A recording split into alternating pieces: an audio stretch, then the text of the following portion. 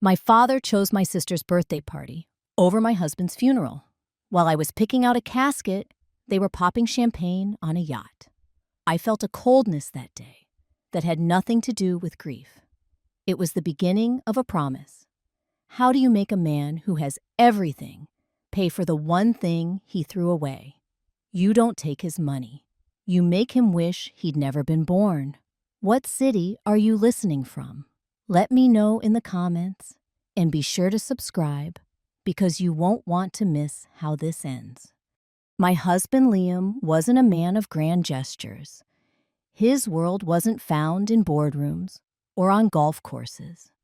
It lived in the quiet hum of a server, in the soft glow of a monitor late at night. His love language was code elegant and intricate. I remember one night, long after the city had gone to sleep, our apartment was lit only by the blue light of his laptop screen. I brought him a cup of tea, and he turned to me, his eyes brighter than the lines of text in front of him. "Come look, Jen," he'd said, his voice a low hum of excitement. He pulled me onto his lap, his arm wrapping around me as he pointed to the screen. It looked like a complex web of numbers and commands, but to him, it was a masterpiece. "This is Nexus," he whispered almost reverently. "It's not just a logistics platform. It's a predictive network. It can reroute 1,000 trucks in real time based on weather patterns, traffic data, even local events. It could save companies millions. It could change everything." I didn't understand the technical details. Not really. I was a product manager before I stepped back to raise our kids. I understood strategy and user experience, but Liam's mind worked on a different plane. What I did understand was the passion burning in his eyes. I saw the countless hours, the frustrating dead ends, and the sudden breakthroughs that had led to this moment. It was more than just a project. It was his soul translated into a language only a few could speak. He scrolled through the interface, showing me simulations. A blizzard in Colorado, a port strike in California.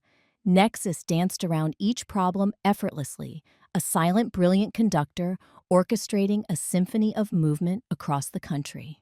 "This," he said, tracing the screen with his finger. "This is going to be our future, Jen.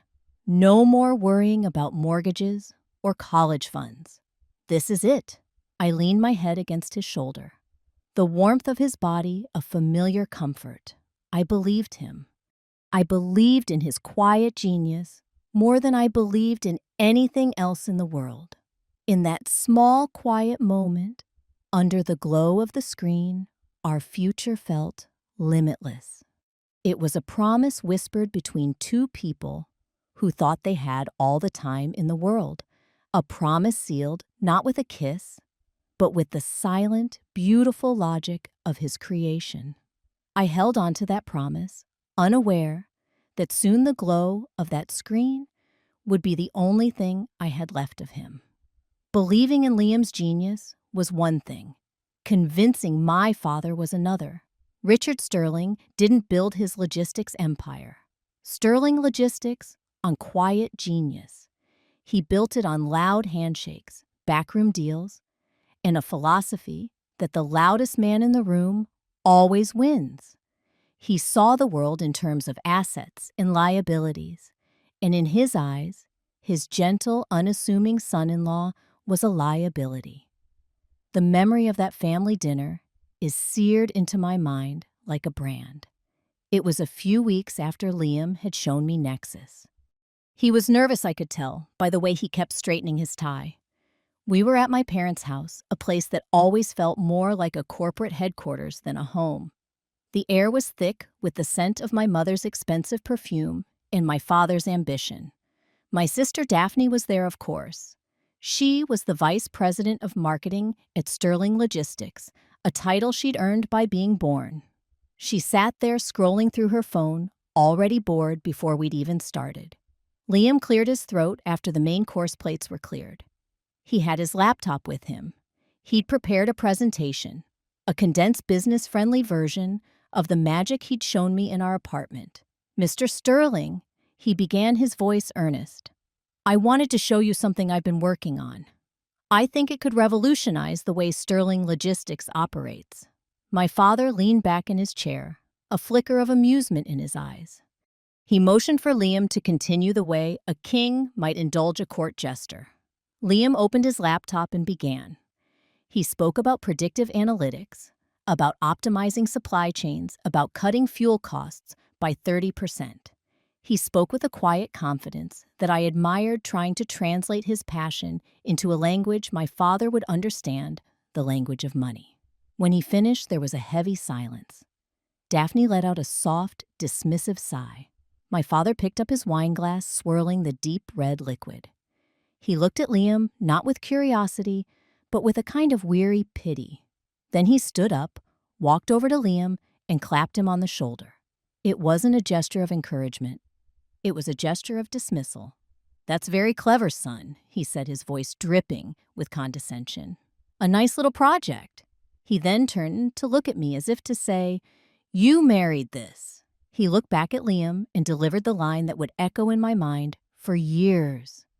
"The algorithm of yours is just a toy, Liam. Business is built on relationships, not a few lines of code." Daphne snickered into her napkin, a small, ugly sound that broke the tension and my heart simultaneously. I saw the light in Liam's eyes dim.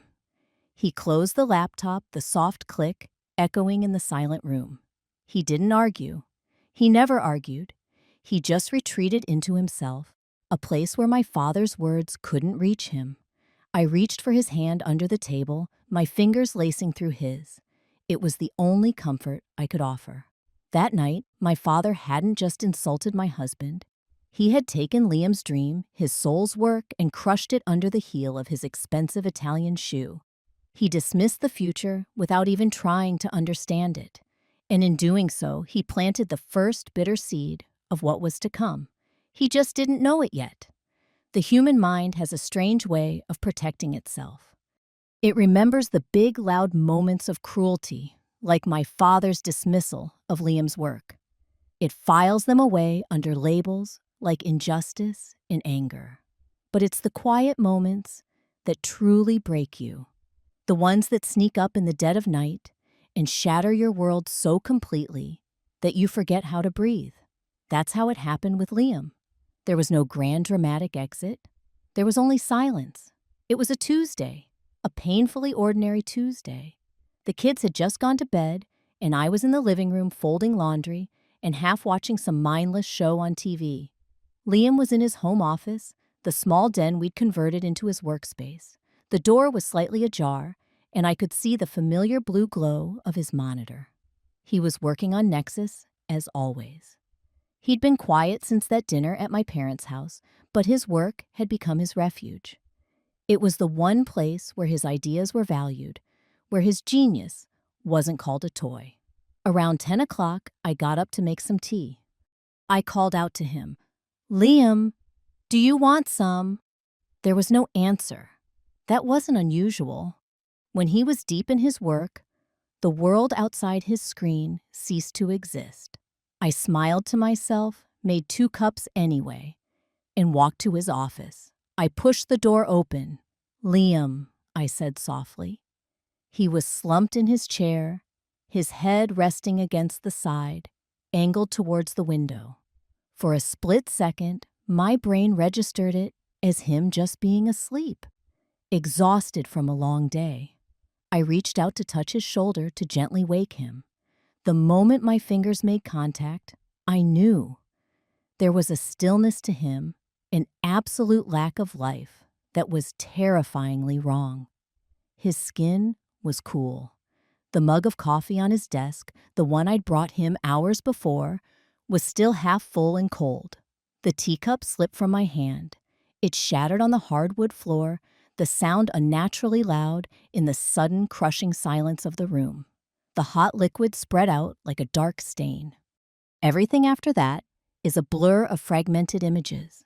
Calling 911, my voice a strange high-pitched thing I didn't recognize. The paramedics arriving, their movements calm and professional, in a world that had just dissolved into chaos. One of them, a woman with kind eyes, tried to steer me out of the room, but I couldn't move. I just stood there staring at the shattered teacup, at Liam's still form, at the lines of code still glowing on his screen. A massive heart attack, the doctor said later at the hospital. A widowmaker. Quick, they said, as if that were a comfort. He probably didn't suffer, they said, as if that could somehow patch the gaping hole that had just been ripped through my life. I sat in the sterile waiting room, the fluorescent lights buzzing overhead, and I felt nothing. It was beyond pain. It was a complete and total void. The world I had built, the future, Liam and I had promised each other, under the glow of his monitor, it had all vanished in the space of a single silent heartbeat. I was Genevieve Morgan. I was 39 years old. I was a mother of 2 sleeping children who would wake up in a world without their father. And I was a widow. The word itself felt foreign, like a costume I was being forced to wear. It was heavy and it was cold, and I had no idea how to take it off. There's a strange automated rhythm to grief. You make the phone calls. You answer the questions. You nod when people tell you they're sorry for your loss. I moved through those first few days in a fog, a ghost in my own life, coordinating arrangements for a funeral I couldn't accept was real. I had to call my family, of course, my own family. I called my mother first. The conversation was a blur of her weeping and my detached monotone responses. She was heartbroken, she said, devastated. She promised they would be there for me, for the kids. I held on to that promise like a lifeline. In the vast, empty ocean of my grief, the idea of family felt like the only solid ground. The funeral was scheduled for a Saturday. It was a miserably gray and drizzly day, the sky weeping along with us. I had managed to get the kids dressed.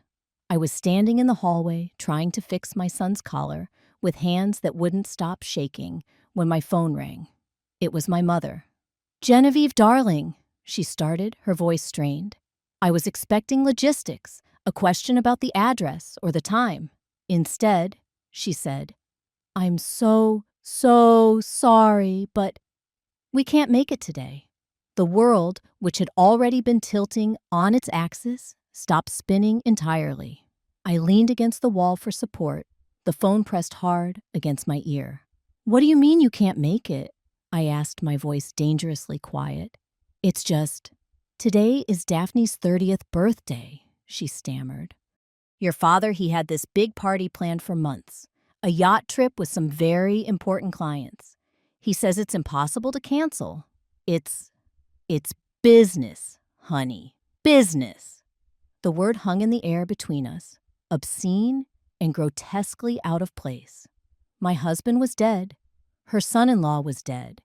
And they were choosing a birthday party. I couldn't form a sentence. My mind was reeling, trying to process the sheer callous selfishness of it all.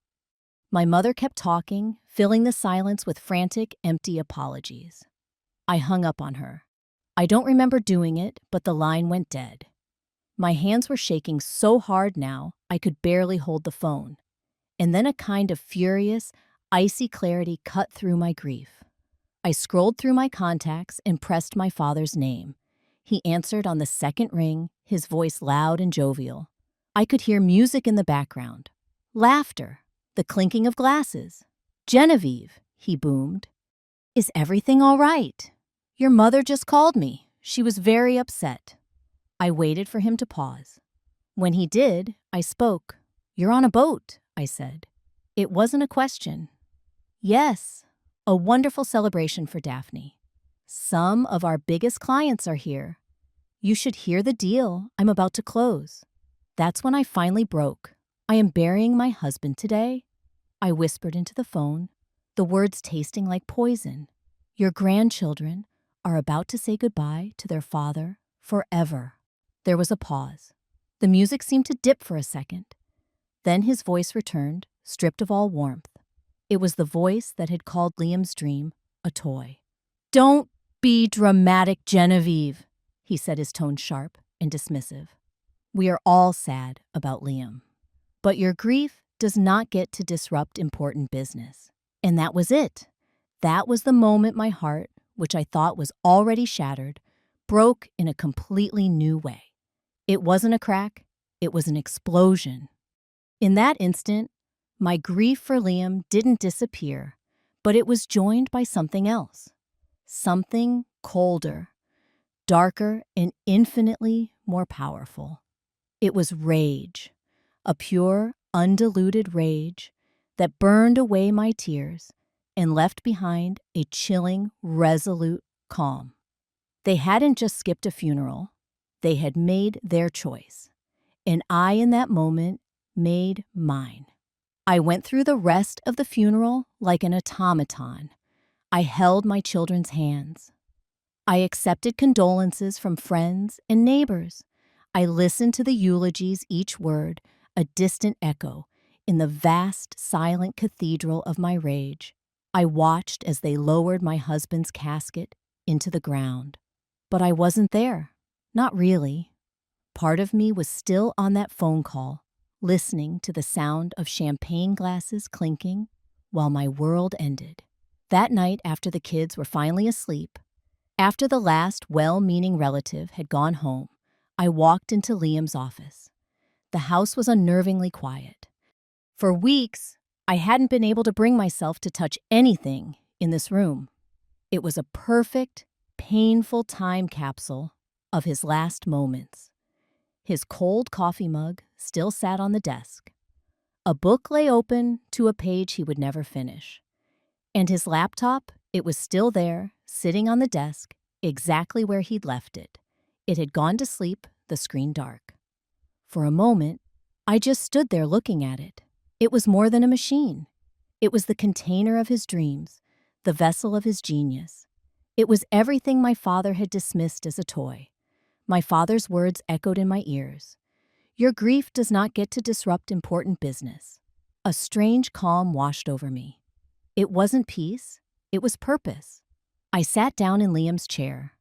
The leather was still molded to his shape. I reached out and touched the trackpad of the laptop. The screen flickered to life, illuminating my face in its cool blue glow.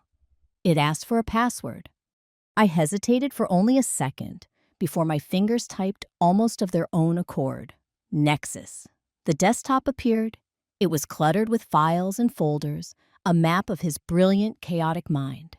But right in the center of the screen was a single solitary folder. It was labeled simply, The Future. I moved the cursor and double-clicked. Inside were the final polished versions of the Nexus algorithm. There were business plans, market analyses, and a detailed 5-year rollout strategy. He had done it all. He had built the entire roadmap. He wasn't just a coder. He was a visionary. He had built the weapon that would change the world, and he had left it for me. My tears had run out. The grief was still there, a heavy stone in my chest.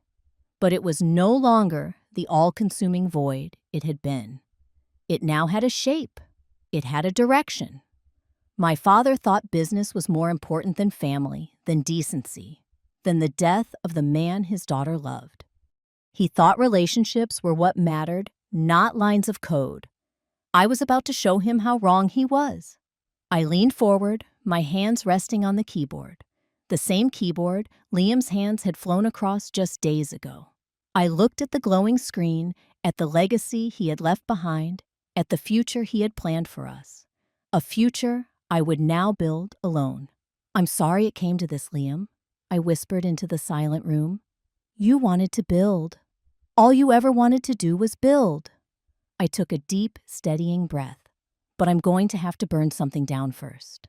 I opened a new document. My fingers, once trembling with grief, were now perfectly steady. I began to type. The first brick in a new empire. The first nail in my father's coffin. The rage was gone, replaced by a focus so sharp, so absolute, it felt like a religious calling. My war had begun. Grief is a fire. It can consume you, leaving nothing but ash. Or you can harness it. You can let it forge you into something harder, sharper, and infinitely more dangerous. I chose the latter. The first few weeks after the funeral were a blur of calculated action. I packed away Liam's clothes not with tears, but with a cold sense of purpose. I put his photos into albums, turning memories into archived data. I was no longer a grieving widow. I was a strategist mobilizing for a long and silent war.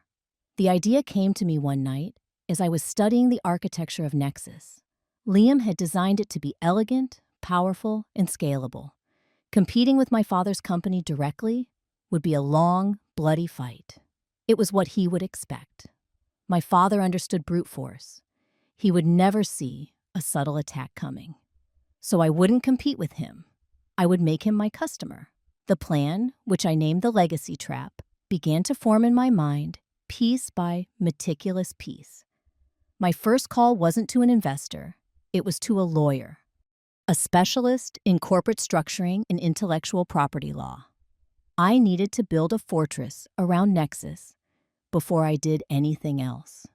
We spent hours going over every detail, ensuring Liam's creation was legally untouchable, locked away in a trust that I alone controlled. My second call was to a friend from my old life in Silicon Valley, a man named Ben Carter, who understood the startup world better than anyone I knew. We met for coffee. I didn't tell him the whole story, not about the funeral or the yacht party. I just told him I had inherited a revolutionary piece of logistics technology, and I needed advice on how to bring it to market without revealing its origin. Ben listened, his eyes lighting up as I described what Nexus could do. He was the one who suggested the white label approach. Package it, brand it as something new and independent, and sell it to the very dinosaurs it was designed to replace. That's how the idea of Apex Grid Solutions was born. A ghost company. A Trojan horse. We would build it from the ground up to be everything Sterling Logistics was not. It would be sleek, international, and expensive. It would be irresistible to a man like my father, a man desperate to prove he was still on the cutting edge. My grief wasn't gone. It had simply been repurposed. It was now the fuel for a very, very cold machine. And that machine was just getting started. Building a ghost is a meticulous process. It requires more than just a name and a logo. It requires an identity, a history, and an aura of untouchable success. Apex Grid Solutions couldn't just seem real. It had to feel more real, more legitimate than the company it was designed to ensnare. The first step was legal. My lawyer helped me set up a shell corporation in Delaware, the corporate haven of America. Anonymity was key. The paperwork listed a series of trustees and holding companies, a labyrinth designed to lead any curious investigator down a dozen different dead ends. My name, Genevieve Morgan, appeared nowhere. I was a phantom pulling strings from the shadows. Next came the branding. I hired a high-end design firm from San Francisco, paying them an exorbitant fee for their discretion and their talent. I told them I represented a consortium of European investors. The brief was simple. I wanted a brand that communicated Swiss precision, German engineering, and Scandinavian minimalism. It needed to look old, established, and incredibly expensive. They delivered perfection.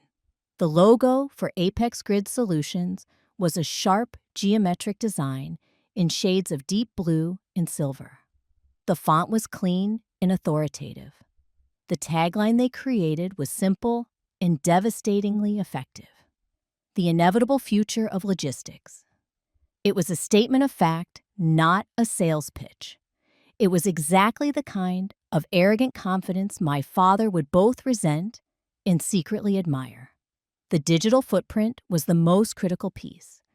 We secured a domain name and built a website that was a masterpiece of corporate illusion.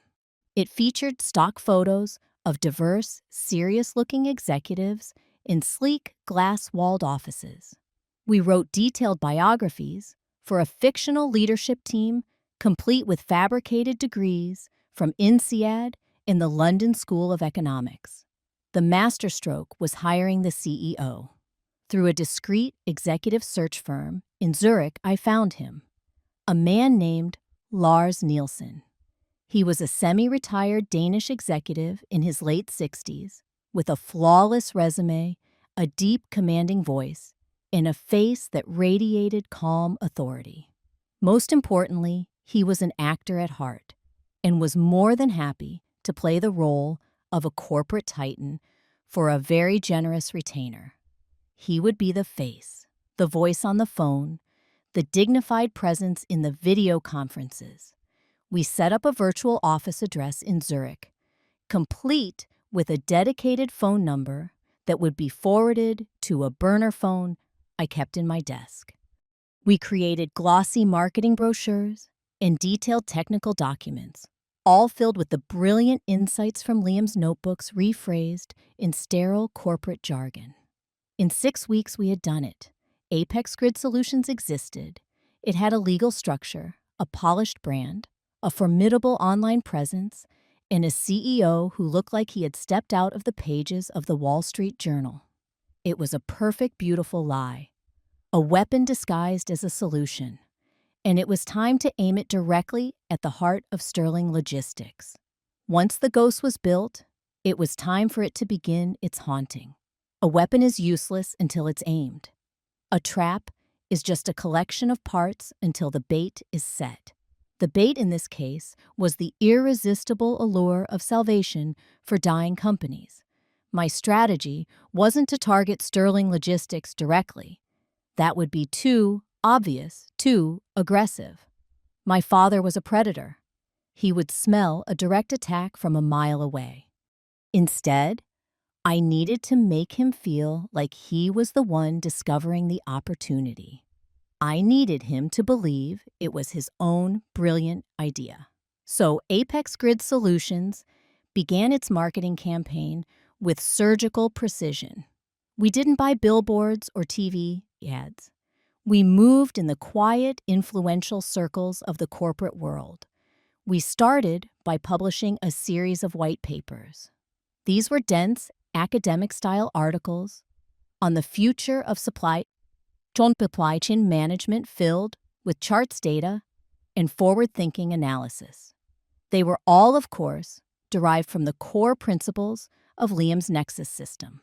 We paid to have them featured in prestigious industry journals and online trade publications, the kind my father's executive team read every morning. The articles didn't sell a product. They sold an idea.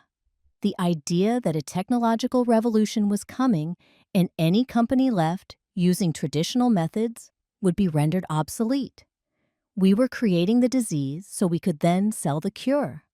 Next, we identified 3 mid-sized logistics companies, all of them direct competitors to Sterling Logistics. These were our sacrificial lambs.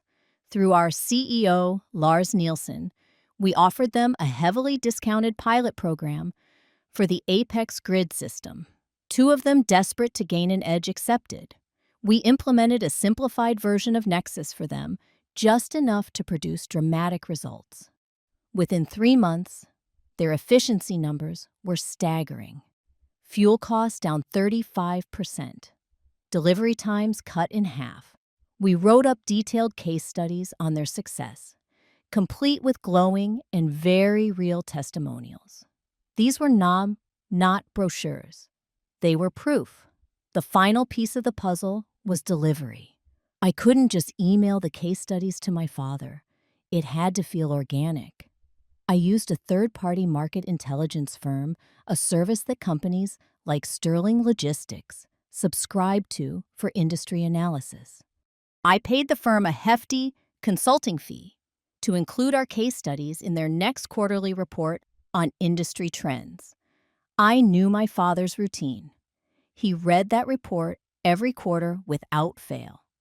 The trap was now set. The bait wasn't just a piece of technology. It was a carefully constructed narrative of success, whispered into his ear by his competitors and validated by a trusted third party. He wouldn't be seeing an advertisement. He would be seeing his own company's extinction notice with a single, elegant escape hatch offered at the bottom of the page. All he had to do was reach for it. And I knew his pride, his arrogance, and his growing desperation would make it impossible for him to resist. Patience is a weapon my father never learned to wield. His entire life was built on aggressive action, on forcing his will upon the world. My strategy relied on the opposite. I set the stage, baited the hook, and then I simply waited. The silence was the hardest part. For 3 weeks, after the market intelligence report went out, there was nothing. The burner phone in my desk remained quiet. The dedicated email inbox for Apex Grid Solutions remained empty. For a moment, a flicker of doubt entered my mind. Had I miscalculated? Was his ego so vast that he would rather watch his company burn than admit a competitor, or worse, a new technology, was superior? Then on a Tuesday morning, it happened. An email appeared. The sender was an executive assistant. The subject line was simple, direct, and oozing with corporate importance. Inquiry from the CEO of Sterling Logistics. My heart didn't leap. It didn't pound. It settled into a slow, steady rhythm like the beat of a war drum. I read the email. It was a formal request for an introductory video conference to discuss a potential strategic partnership. They had seen the case studies. They were impressed. They wanted to learn more. The fish had not only seen the lure, it was asking to be reeled in. I forwarded the email to Lars Nielsen in Zurich with a single line of instruction. Accept the meeting. You know the script. The video conference was scheduled for the following Friday. I didn't participate directly, of course. My role was to be invisible, but I was there. Using a secure link, I was able to watch a live feed of the call. My own screen, dark, my microphone muted. It was the first time I had seen my father in months. He appeared on the screen, sitting in his large leather chair in the boardroom I knew so well. He looked tired. The arrogant confidence he usually wore like a suit of armor had been replaced by a thin veneer of corporate bluster. My sister Daphne sat beside him, looking skeptical and impatient. On the other side of the virtual table was Lars Nielsen. He was the picture of calm European sophistication. He greeted my father not with the deference of a salesman, but with the quiet authority of an equal. My father launched into a speech about the long and storied history of Sterling Logistics, an attempt to establish dominance. Lars listened patiently, nodding occasionally.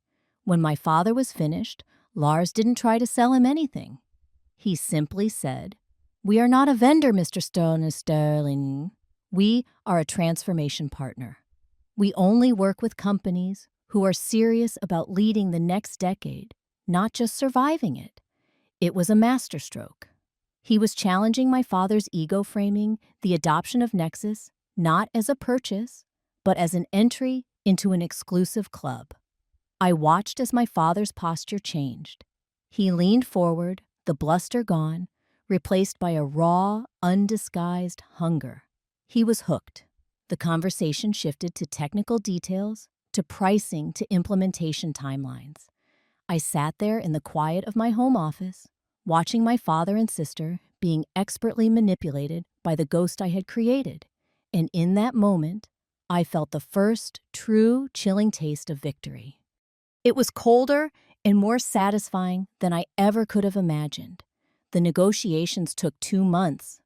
It was a carefully choreographed dance designed to make my father feel like he was winning a hard-fought battle. Lars, under my guidance, pushed back on pricing. We feigned reluctance, suggesting that a company of Sterling's size might be too slow to adapt to our agile system. We made him fight for the privilege of becoming my first victim. Every objection he raised, every demand he made, was a thread he wove into his own net. Daphne, I learned through our call summaries, was the primary obstacle. Her skepticism was a constant roadblock. She didn't trust the new technology. She thought the price was astronomical. She argued that the company's money would be better spent on a new marketing campaign. She was, for all the wrong reasons, almost right. Her vanity and lack of vision were the only things that kept her from seeing the truth. She didn't see a threat. She just saw an expense that would cut into her budget. But my father's desperation was greater than her skepticism. He saw the shrinking profit margins. He saw the competitors we had empowered eating into his market share. He overruled her at every turn. In his mind, Apex Grid Solutions was no longer a choice. It was a lifeline. He was a drowning man, and Lars was offering him the only lifeboat in a storm I had created. The final contract was a work of art. It wasn't just a software license. It was a comprehensive 5-year transformation agreement.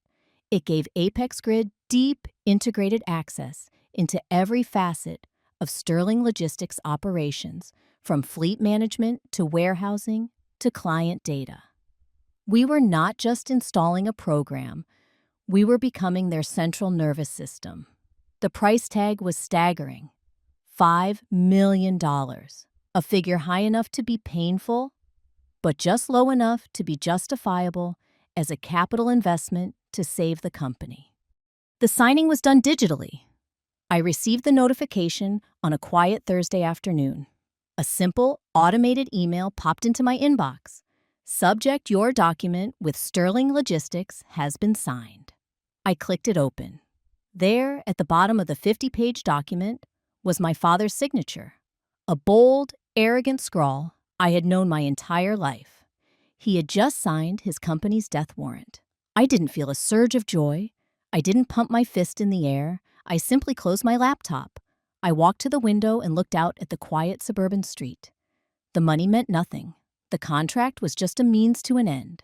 The real prize was the control. He had willingly handed me the keys to his kingdom.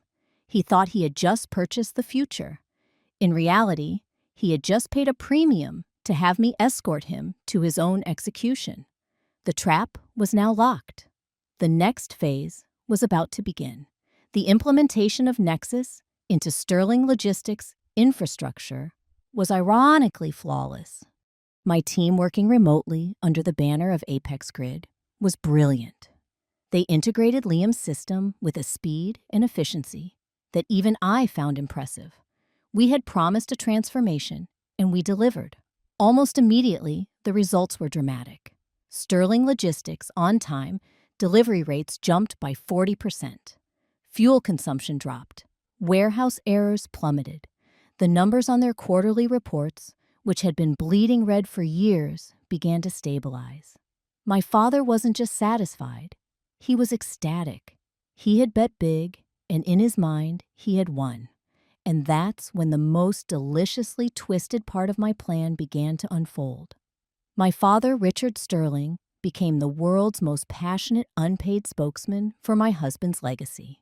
He, the man who had called Nexus a toy, was now its chief evangelist. It started with internal memos, copies of which were secretly forwarded to me by a sympathetic IT manager we had won over. He praised the Apex Grid system as a game changer. He lauded his own foresight in making such a bold investment. Then he took his victory lap public. He agreed to an interview with Forbes magazine. The article was titled, "How Richard Sterling Taught an Old Dog New Tricks." I read it in my home office, the same room where Liam had worked, and I felt a cold, dark smile spread across my face. In the article, my father talked about the crisis facing his industry, the need for innovation. He spoke about discovering a brilliant, under-the-radar European tech firm and having the courage to integrate their revolutionary platform. He said, and I remember the quote exactly, "Most of my competitors are stuck in the past, relying on outdated methods. I chose to embrace the future. You can't build an empire with old tools." He was using my husband's work to mock his own peers, to paint himself as a visionary. Every word of praise he uttered for Apex Grid was an unwitting eulogy for Liam. Every boast he made about his own business acumen was another thread in the public narrative I was weaving around him. He wasn't just a customer anymore. He was a character in my story, speaking his lines perfectly, completely, unaware that the author was his own daughter, and that he was being written as the fool. The more he praised the system, the higher the pedestal he built for himself. And the higher the pedestal, the more devastating the fall would be. I just had to wait for the perfect moment to kick it out from under him. The Forbes article was the tipping point. It elevated my father from a mere customer to a public figurehead for technological adoption in a legacy industry. He was no longer just a CEO. He was a turnaround story, a visionary. And visionaries get invited to speak at major conferences. The invitation arrived about a month after the article was published. It was for the National Logistics Conference in Las Vegas, the single biggest event of the year for the industry. It was an invitation for my father, Richard Sterling, to be the keynote speaker. The topic of his address was to be the Sterling turnaround, embracing disruption in a traditional world. He was being asked to stand on the biggest stage in his industry and tell everyone how his own genius had saved his company. I knew about the invitation before he even accepted. The conference organizers, wanting to add a layer of depth to their event, also reached out to us. They sent an email to the public address for Apex Grid Solutions, inviting our firm to accept an award on stage immediately following the keynote address. The award was for Technological Innovation of the Year. The pieces of the chessboard were now moving into their final positions, not by my hand alone, but propelled by my father's own ego. He was so eager to take credit that he was unwittingly co-authoring his own demise. My team, through Lars Nielsen, accepted the invitation immediately. The arrangement was perfect. My father would be the warm-up act for his own execution. He would spend 20 minutes building himself up, polishing his own legend, celebrating the tool he had acquired. Then, the creators of that tool would be called to the stage to receive their accolades. The trap was no longer just a corporate strategy. It was becoming a public spectacle. The venue was booked, the flights were arranged. I would be in Las Vegas, not as a keynote speaker or an award winner, but as a ghost in the machine, a spectator in the front row watching the final act of a tragedy I had written myself. In the weeks leading up to the conference, my father was unbearable. My mother would call gushing about how proud he was, how he was practicing his speech every night. He was finally getting the recognition he deserved, she said. I would listen, making non-committal sounds of encouragement, my voice a calm level C, above a raging storm of anticipation. He thought he was preparing for his moment of ultimate triumph. He had no idea he was rehearsing his own eulogy. The stage was set. The audience was waiting, and the curtain was about to rise on the final, brutal act. The main ballroom of the Bellagio was a sea of dark suits and polite anticipation. Thousands of people, the titans and foot soldiers of the logistics industry, were settled in their seats. I sat in the 5th row, an anonymous face in the crowd. I wore a simple black dress. My heart wasn't pounding. It was unnervingly calm, a metronome counting down the final seconds. Then the lights dimmed. A hush fell over the room. The conference organizer walked to the podium and began his introduction, speaking of tradition of innovation and of the rare leader who could bridge the two. He spoke of my father. As Richard Sterling walked onto the stage, he was met with a wave of applause. He bathed in it, smiling and waving like a conquering hero. He stood at the podium, a large screen behind him, displaying the Sterling Logistics logo, and he began to speak. His voice boomed through the sound system, filled with a polished, self-assured confidence that I knew so well. He started with the history of his company, the story of his own father building it from a single truck. He spoke of his own steady hand, guiding it through decades of change. Then he moved to the core of his speech, the turnaround. There comes a time, he said, his voice dropping to a conspiratorial tone, when a leader must make a hard choice. Do you cling to the past, or do you have the courage to seize the future? Many of my peers, good men, all of them chose to cling to the past. They were comfortable. They were complacent. He paused for dramatic effect, letting the indictment hang in the air. I was not. I saw the writing on the wall. I knew that what got us here would not get us there. So I went looking for a solution, not a patch, not a temporary fix. I went looking for a revolution. He clicked a remote, and the screen behind him changed, displaying the sleek silver logo of Apex Grid Solutions. A low murmur went through the crowd, and I found it, he declared, his voice rising with theatrical flair. I found it in a brilliant European firm, a group of visionaries who had built the single most powerful logistics platform on the planet. They call it Apex Grid.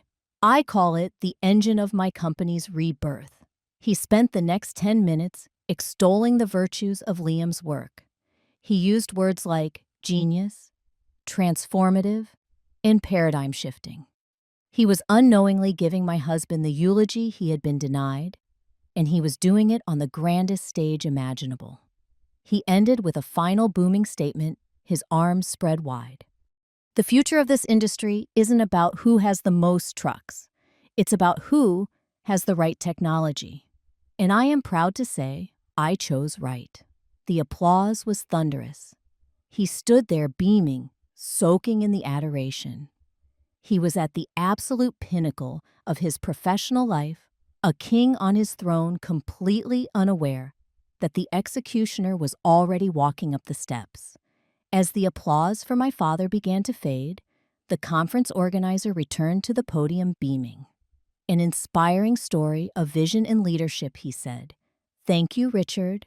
And what better way to honor that vision than by recognizing the technology that made it possible? This year, our award for Technological Innovation of the Year goes to a company that has truly redefined what's possible in supply chain management.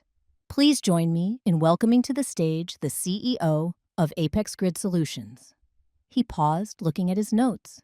He seemed to correct himself. My apologies, he said. It seems we have a special guest. The founder and chief architect of the technology herself has flown in to accept the award. Please a warm welcome for Miss Genevieve Morgan. My name echoed through the vast ballroom. 1,000 heads turned, a wave of confusion rippling through the crowd. But my focus was singular. It was on the man on the stage. I watched my father's face. The triumphant smile froze, then slackened. His eyes, scanning the crowd, found mine as I stood up from my seat in the 5th row. The color drained from his face. It was a slow, horrifying dawning, the look of a man watching a ghost walk out of its grave and into the light. I walked down the aisle and up the steps to the stage. The silence in the room was now absolute, a thick, heavy blanket of disbelief. I took the Crystal Award from the stunned organizer and walked to the main podium, placing it gently to the side. I adjusted the microphone, the small sound echoing in the stillness. I looked out at the sea of faces, and then my eyes settled back on my father. He stood a few feet away, paralyzed, his carefully constructed world collapsing in real time. Good afternoon, I began, my voice clear and steady, amplified to fill every corner of the room. I want to thank the committee for this incredible honor, but I cannot accept it under false pretenses. Apex Grid Solutions is merely the brand, the packaging. The true genius behind this technology belongs to its creator, a man who is not with us today. His name was Liam Morgan. He was my husband. A collective gasp went through the audience. I could see people leaning to whisper to their neighbors. I let the statement hang in the air for a moment before continuing my voice, never wavering. The technology my father, Mr. Richard Sterling, just so eloquently praised, the engine of his company's rebirth, was born on a laptop in our small home office. It was the culmination of my husband's life's work. I paused, then turned to look directly at my father, my voice dropping slightly, becoming more intimate, yet every word a dagger. It is also the very same project that just a few years ago my father dismissed in our family dining room. He called it a toy, an interesting little project. He told my husband that business was built on relationships, not a few lines of The air in the room was now electric with scandal. I turned back to the audience. He was right about one thing. The future belongs to the right technology. He just didn't realize that the technology he was celebrating was born from the passion and brilliance of a man he refused to see, a man whose funeral he was too busy to attend because he was hosting my sister's birthday party on a yacht. I let that final detail land, a nuclear bomb of personal betrayal detonated on a public stage. Then I delivered the killing blow, my voice softening to an almost conversational yet chillingly final tone. And so, as the sole owner of this technology, I feel it is only fitting to make an announcement. Effective in 30 days, the licensing agreement between Apex Grid Solutions and Sterling Logistics will be terminated. Thank you, Dad, for being the most incredible beta tester we could have ever asked for. I didn't wait for the reaction. I didn't need to. After my final sentence, I turned from the podium, leaving the heavy crystal award sitting there like a tombstone, and walked off the stage. I didn't look back at my father. I could feel the weight of 1,000 pairs of eyes on me, but my path was clear. I walked down the steps through the stunned and silent crowd and out the main doors of the ballroom without breaking my stride. Behind me, the silence erupted. It wasn't applause. It was a chaotic symphony of noise. The sound of hundreds of people all talking at once, the frantic clicking of reporters' cameras, the sharp, insistent questions being shouted toward the stage. I could imagine the scene perfectly. My father standing alone under the hot lights, his face a mask of ruin.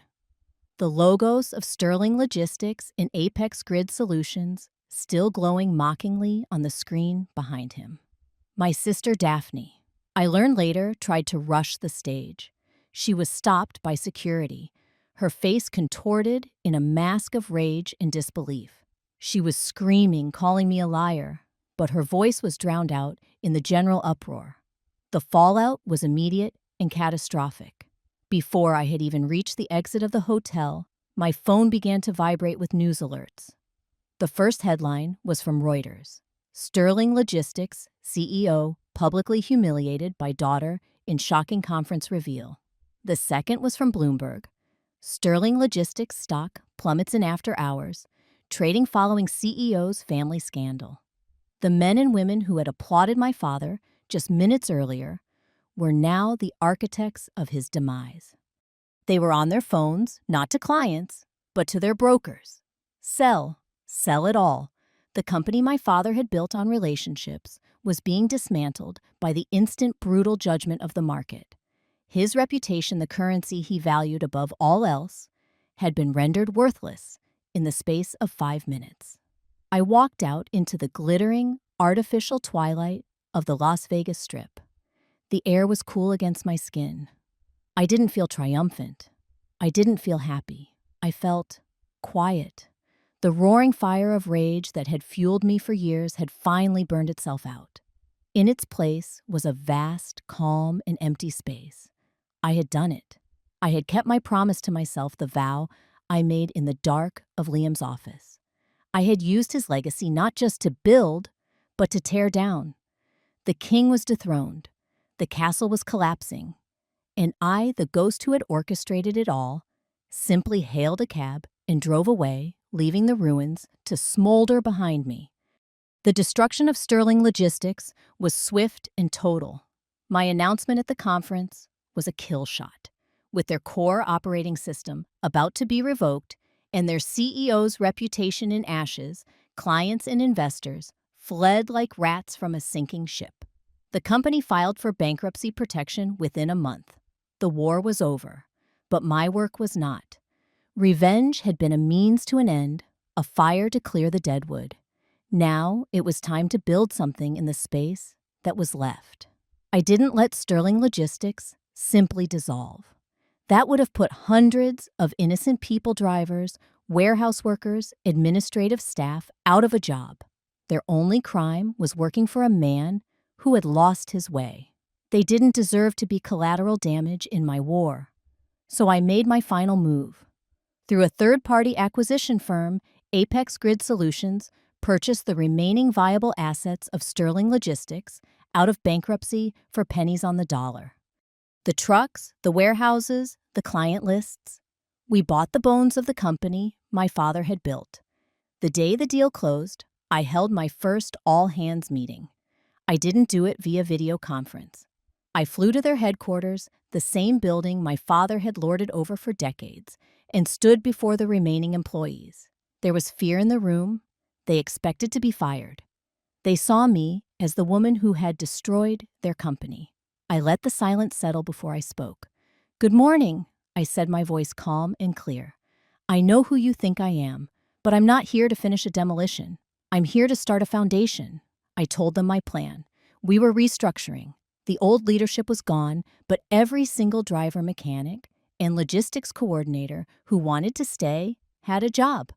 We were integrating them into the Apex Grid family. The company would be rebuilt from the ground up on two principles. The first was the powerful technology of the Nexus system. The second was a culture of respect, the very thing my father had abandoned. We would be renaming the new combined entity. It would no longer be Sterling Logistics or Apex Grid. It would be called Nexus Sterling, a fusion of the future in the past, a name that honored Liam's vision while acknowledging the history, however troubled, of the people in this room. And then I made my most important announcement. I told them that 10% of the new company's annual profits would be permanently allocated to a new foundation. It would be called the Liam Morgan Scholarship Fund, dedicated to providing full tuition for promising low-income students in the field of software engineering. It would be funded with an initial endowment of $10 million. In that moment, watching the fear in the employees' eyes slowly turn to relief and then to a flicker of hope, I finally understood. The best revenge wasn't tearing something down. It was building something better in its place. About a month after the acquisition was finalized, my assistant told me I had a visitor. He hadn't made an appointment. He had simply shown up in the lobby of the Nexus Sterling headquarters and asked to see me. It was my father. I had him shown up to my office. The office that had once been his. It was different now. The dark, heavy mahogany desk was gone, replaced with a modern, open workspace. The walls, once covered with photos of him shaking hands with powerful men, were now decorated with schematics of Liam's system architecture and photos of our scholarship students. He walked in, and for a moment, I didn't recognize him. The titan of industry I had faced in Las Vegas was gone. The man who stood before me was just an old man.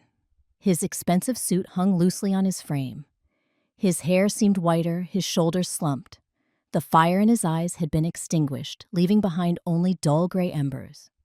He didn't look at the office. He didn't look at me, not directly. He looked at a point somewhere over my shoulder. "I saw what you did," he said, his voice a dry rasp. "The scholarship fund? The company name." He finally met my gaze. There was no anger in his eyes. There was only a vast, empty landscape of defeat. "Why Genevieve?" he asked. It wasn't an accusation. It was a genuine question, the question of a man who could not comprehend the world he now lived in. After everything, after Las Vegas, why not just let it all burn? Why rebuild it? I leaned back in my chair, the same chair I had sat in while I watched him sign away his empire. The rage I once felt, the burning need for him to suffer, was gone. Looking at him now, I felt nothing but a profound, weary sense of pity. "I didn't do it for you," I said, my voice soft but firm. "I did it for the people who worked for you. I did it for the family of a truck driver who doesn't have to worry about losing his job because his CEO's ego wrote a check his company couldn't cash. He flinched, but I continued. You asked me why I did it, Dad, but you're asking the wrong question. The real question is, why did you? Why did you choose a birthday party over a funeral? Why did you call my husband's life's work a toy? That's the why that started all of this. He had no answer. He just stood there, a hollowed-out version of the man he used to be. The silence stretched between us, filled with the ghosts of unspoken apologies and unforgivable choices. You built an empire on relationships, I said, finally standing up, but you forgot the most important ones.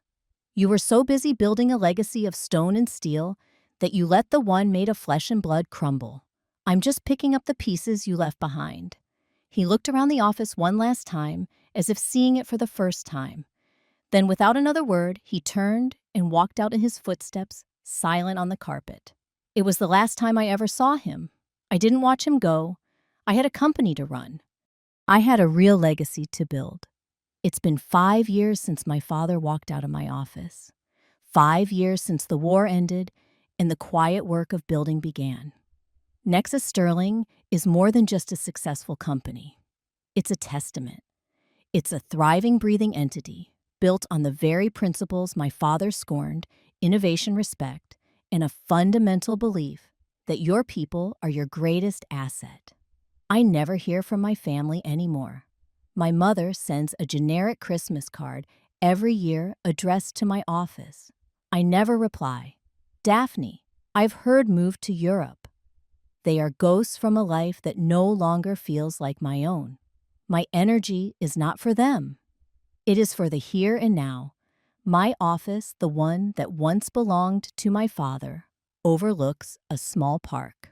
Sometimes I find myself looking out the window, not at the city skyline, but at the people below. I see the world differently now. I don't see assets or liabilities. I see stories. I see connections. The greatest joy of my life, the thing that truly fills the quiet spaces, is the Liam Morgan Scholarship Fund. Every spring, I sit on the selection committee. I read the essays of brilliant, hungry young minds who have incredible ideas but lack the resources to make them real. They remind me so much of him. Their passion, their belief that a few lines of code can indeed change the world. It's like listening to Liam's voice echo across the years. Last month, we held a reception for the newest class of scholarship recipients. A young woman, the first in her family to ever attend college, came up to me. She told me that her father was a truck driver. He had worked for Sterling Logistics for 20 years and was sure he was going to lose his job during the bankruptcy. Today, he's a shift supervisor at Nexus Sterling, and his daughter is on her way to becoming a software engineer funded by the legacy of the man whose genius secured her father's future. In that moment, everything came full circle. The pain, the rage, the meticulous, cold-blooded revenge, it had all led to this. A moment of genuine, unvarnished good. My life is not the one I imagined all those years ago, sitting in our small apartment, dreaming with Liam. The grief for him, for the life we lost, will never truly disappear. It's a part of me, a quiet room in my heart, that I can visit when I need to, but it no longer defines me. I am not the woman who was drowning in sorrow. I am not the woman who was consumed by rage. I am the woman who built a future from the ashes of her past. I am the steward of a legacy. And every single day I get up and I try to live a life that he would have been proud of. A life that proves that the best creations aren't built on ambition or power, but on love. And that is a legacy no one can ever take away. Thank you for being with me on this journey. This story started from a place of deep betrayal, but it ended with a lesson I had to learn the hard way. Sometimes the greatest victory isn't about tearing down what hurt you, but about building something better in its place. It's about turning your pain into purpose. I'm sure many of you have faced moments where you felt dismissed or disrespected, whether it was by family, a boss, or a partner. My question for you is this: what is a piece of advice you would give to someone who is struggling to find their own strength after being torn down? Share your wisdom in the comments below. Your words might be the light that someone else needs to see today. And if you haven't already, please subscribe to the channel and turn on notifications. There are many more stories to tell.